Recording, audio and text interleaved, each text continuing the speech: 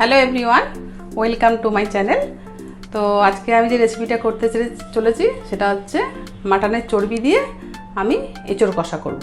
তো আপনারা তো সাধারণত এঁচোড় চিংড়ি মাছ দিয়ে সবাই খেয়েছি, আমরাও খাই, কিন্তু আজকে আমি দেখাচ্ছি আপনাদের চর্বি দিয়ে। অসাধারণ খেতে হয় এবং এর মধ্যে যা যা রাখবে আমি আপনাদের দেখিয়ে দিই। আমি দেখুন কিছুটা চর্বি নিয়েছি, মাটনের চর্বি টুকরো টুকরো করে কেটে নিয়েছি।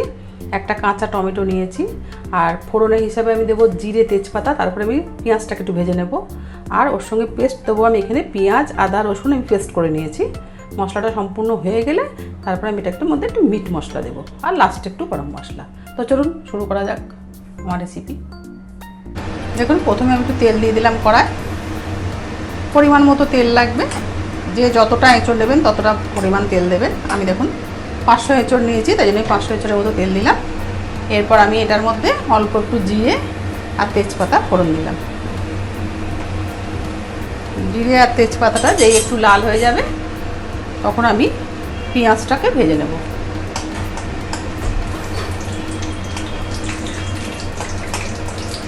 খেতে খুব ভালো হয়, আপনারা একটু করে দেখুন। এঁচোড় চিংড়ি তো আমরা খাই বাড়িতে,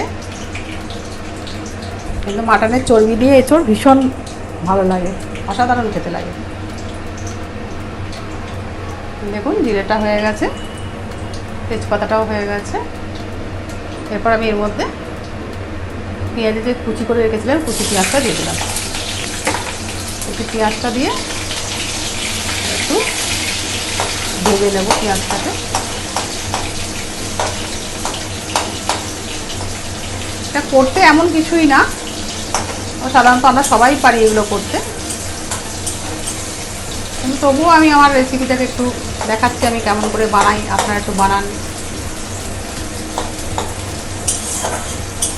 মধ্যবিত্তের কিচেনে যেটা হয় আর কি। দেখুন পেঁয়াজটা একটু ভাজা ভাজা হলে লাল হয়ে গেছে। এরপর আমি আলুগুলোকে দিয়ে দেবো, কারণ আলুগুলো তো সিদ্ধ করে না, এঁচোড়টাকে একটু হালকা ভাপ খাইয়েছি, পুরো সিদ্ধ না, তাই আমি এর সঙ্গে পেঁয়াজ সঙ্গে এবার আলুটাকে একটু ভেজে নেব হালকা করে, খুব বিশাল ভাজা না, হালকা। আলুটাকে একটু ভেজে নেব।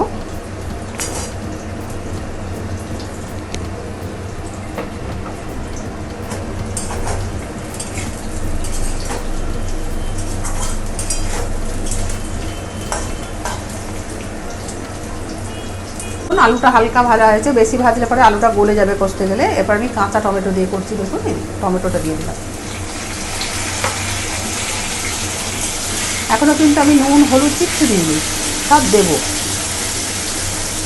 দেখুন কাঁচা টমেটো দিয়ে আলুটাকে একটু ভেজে নেবো। নেওয়ার পর এবার আমি এখানে নুন আর হলুদটা দিয়ে দেবো। দেখুন এরপর আমি পরিমাণ মতো নুন দিলাম, যে যতটা পরিমাণ রান্না করবেন ততটা পরিমাণই দেবেন। আর আমি হলুদ দিয়ে দিলাম 1 চামচ। এরপর এটাকে আমি একটু ভালো করে নাড়াচাড়া করব।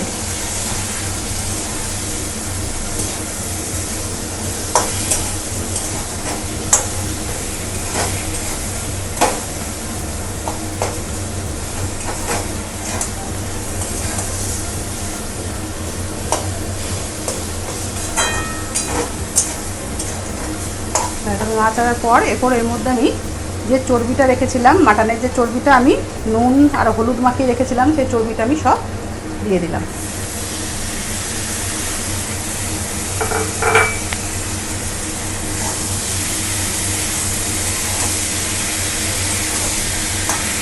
চর্বিটাকে একটু ভাজবো, আর তেল দেবো না, কেন চর্বি দিয়ে তেল বেরোবে, তখন আরও তেলটা পরিমাণটা বেশি হয়ে যাবে। এই তেলটাতেই সব কিছু হবে। এবার আমি চর্বিটাকে আলু আর টমেটো নুন হলুদ দিয়ে একটু হালকা করে ভেজে নেবো আগে। তারপর আমি পেঁয়াজ রসুন আদা যে পেস্ট করে রেখেছিলাম সেইটা দিয়ে দেবো।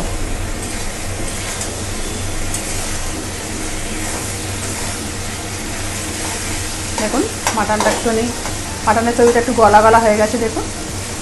এরপর আমি যে মশলাটা করে রেখেছিলাম পেঁয়াজ আদা রসুনের যে পেস্ট, সেই পেস্টটা আমি এখানে দিয়ে দেবো। লঙ্কাটা আমি 2 মিনিট পরে দেবো, আর এটা একটু কষে দিই।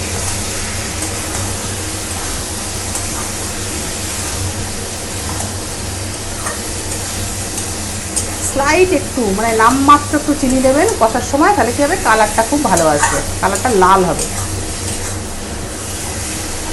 এখন চর্বিটা এভাবে ভাজতে থাকবো।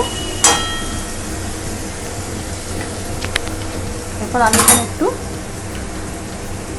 লঙ্কা দিয়ে দেবো, লঙ্কার গুঁড়োটা দিয়ে দেবো। এরপর দেখুন 1 চামচ আমি লঙ্কা দিলাম, কারণ আমি মিট মশলা দেবো, তো মিট মশলা সাধারণত একটু ঝাল থাকে, ওটাই হয়ে যাবে।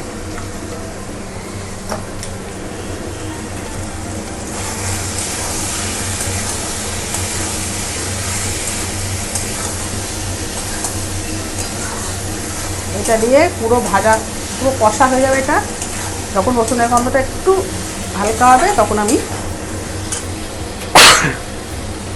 মিট মশলা দিই। বাবা কি হাঁচি লাগছে, লঙ্কার ঝাল উঠছে।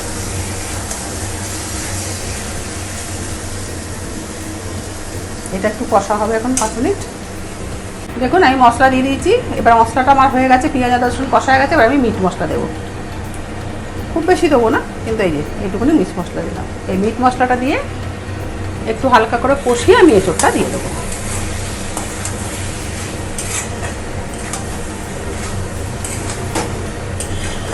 খুব অল্প 2 চামচ মতন মিট মশলা দিয়ে দেবেন, দিয়ে একটু কষিয়ে নেবেন। নিয়ে এঁচোড়টা যে সেদ্ধ করা ওটা আমি দিয়ে দেবো।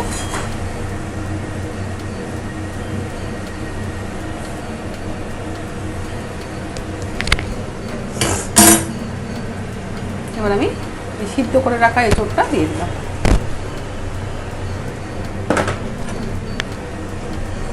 এবার আমি যে মশলা করেছিলাম সেই জলটুকুই খালি এতে যাবে, একদম অল্প। আমি দেখিয়ে দিচ্ছি আপনাদের কতটা জল যাবে। মশলা করে রাখা যে জলটা আমার ধোয়া আছে সেইটুকু জল, ওই আলুটা যেটুকু বাকি আছে সেটুকু সেদ্ধ হবে, আর এঁচোড়টা যে হাফ সিদ্ধ আছে আর হাফ যে হয়নি সেটা হয়ে যাবে। দেখুন এরকম হবে, কিন্তু ওই জলটা পুরো টেনে গেলে একদম কষা কষা হয়ে গেলে নামাবেন। এটা কিন্তু মাটন চর্বি দিয়ে এঁচোড় কষা।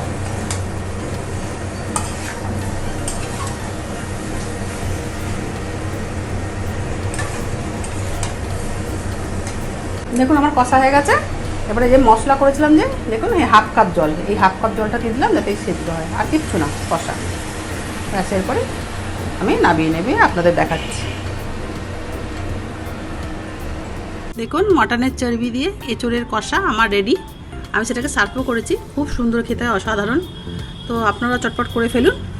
আর যদি আমার রেসিপিটা আপনাদের ভালো লেগে থাকে তাহলে অবশ্যই আমাকে লাইক, শেয়ার আর সাবস্ক্রাইব করবেন। টাটা।